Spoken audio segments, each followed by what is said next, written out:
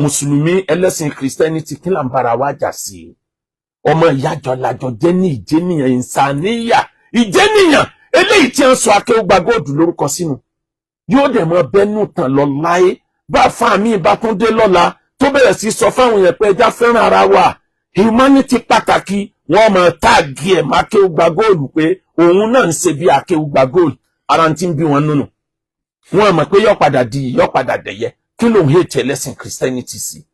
èèyàn bíi tiẹ̀ ni kí ló ń hate babaláwo sí èèyàn bíi tiẹ̀ ni ó lè hate ẹ̀sìn rẹ̀ má hate ìjẹ́nìyàn rẹ̀ ìsìlámù ló kó wa jọ. ká ṣe ta ni má ṣe tú wa ká káwa náà máa hùwà tí ó dáa ká sì fẹ́ràn ara wa. lọ́mú mi wọ́n ṣèkìlọ̀ mùsùlùmí torí ẹ bá pé bádànwò kan bá ti ń bọ̀ yóò tètè fura bádànwò lélẹ́yìí tí ń bọ̀ yìí gbogbo ẹ̀yin tẹ́ máa ń lanu gbàùgbàùgbàùgbà máa dárúkọ èèyàn lórí íńtánẹ́ẹ̀tì nítòsẹ̀lẹ̀ nísẹ̀yìn yẹn to every action belong reaction ẹ máa retí reaction tó bu ẹlẹ́sìn Christianity àwọn náà ò ní gbà fún ọmọ toráwọ̀ ó sin pásítọ̀ yẹn dé kóòtù kílẹ̀ ẹjọ́ dájọ́ ẹjọ́ wọn kọ́ ọlọ́pàá ẹ̀ka everybody ilé ẹjọ́ ẹ̀ka everybody kílẹ̀ ẹjọ́ ó kú kí ni bẹ́ẹ̀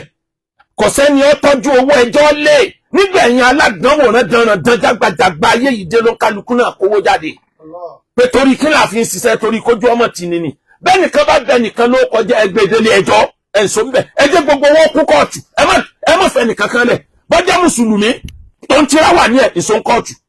ọba mi ló kọjá ọbẹ̀sìn mi jẹ́ bọ́jà lẹ́sìn Christianity òun àti sultana rẹ̀ ìsún kóòtù bọ́jà babaláwo òun àtọkùn ẹ̀fà rẹ̀ ẹjẹ́ wọn gbọ́n wọn dé kóòtù ètò ọba lọ ẹ̀wọ̀n kọjá aráyé ṣe àwọn orílẹ̀-èdè kan ọ̀sẹ̀sìn ọkàn wọn sì balẹ̀ láyé